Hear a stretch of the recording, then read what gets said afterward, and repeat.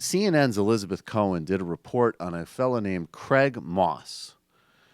We've been talking a lot about the Donald Trump supporters who are having voters' remorse about Donald Trump. They're upset that he's come into office and is proposing to wage a full frontal assault on the well-being, the health, and the decency of any middle class, working class person that voted for him. I would really hesitate. I don't think that this is a time for, we shouldn't be happy that these people are getting their comeuppance. We should be trying to deliver for them if their concerns are valid, and their disappointment is real about real things. Because bear in mind, where is Donald Trump fulfilling his promises to his base? It's in doing disgusting things he talked about doing. Muslim ban, horrific approach to immigration, ICE enforcement. And when he was talking behind closed doors to people like Paul Ryan about decimating the social safety net and increasing poverty, he's doing those things.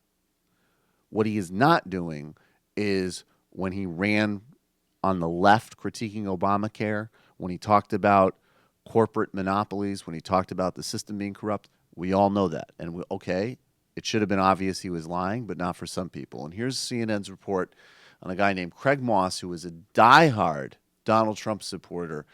Now he is really, really upset about Trump's approach decimating health care. Craig Moss was a true believer in Donald Trump. 100% Trump supporter. There is no other choice. During the presidential campaign, he followed Trump to 45 rallies across the U.S. Trump train, keep rolling. And he did it for a very personal reason. I came home and found my son Rob J.R. Moss dead in his bed, and it was devastating to me. His son Rob died of a heroin overdose in 2014. He was 24. We will help all of those people so seriously addicted. We'll get them assistance. Moss believed Trump's campaign promises, especially when Trump reached out to him at a rally. And I know what you went through. And he's a great father. I can see it. And your son is proud of you. Your son is proud of you. But Moss is a Trump supporter no more. Tell me about this guitar. Do you play this guitar anymore? Nope. Why not? I'm not on the Trump trail anymore, and I've lost my heart to play the Trump songs. Moss, who believes his son might still be alive if he'd had health insurance, can't believe Trump supports the Republican health care plan. It would increase the number of uninsured Americans, and it would end the Obamacare requirement that the 31 states with expanded Medicaid cover addiction services. I believed everything he said. And now? Now I don't believe that he was true in his word when he was speaking. I think he was looking for votes, to be honest with you. It's not at all what Mr. Trump promised everybody he was going to provide for us. And I feel that down. And I'm angry. I feel hurt inside.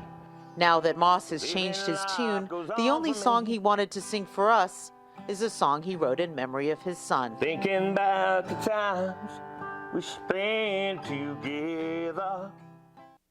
Well, that's really depressing. I remember that, when Donald Trump would talk about that Bible parable, I think it was, that's very popular with conservatives about letting the snake in, and that you're letting it in because you know what it was. I mean, we said it at the time, he's describing himself. Do you have that? You knew damn well I was a snake before you took me in. That should have been his thank you tour to all of his supporters. He could have just said that on loop. But, there's serious conclusions to this. During the campaign, the press was obsessively focusing on both Donald Trump and then also on all of Hillary Clinton's supposed scandals and a couple of her real scandals. And Hillary Clinton only ever talked about Donald Trump. There was only one candidate who, even though he's a lying piece of garbage, was actually talking about people. That was Donald Trump. So he was able to ride that scam to the White House. And when you look at, again, the conclusions and the voting totals from this election, what you needed to do, this gentleman maybe was persuadable. It seems to me that if you made clear that this real estate scumbag is going to take away your health insurance and would never have helped your son, he'll use your son to get votes, that might have persuaded him. You combine that with some of the depressed totals of people that needed to come out, African Americans in Wisconsin, as an example.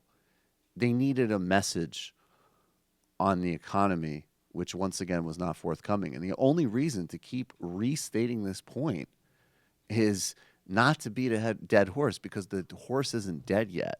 They still have not converged and clarified even remotely on a message. They talk far more Russia than Medicaid. That's a big problem. Should learn from this segment. Hey everybody, Sam Seder here.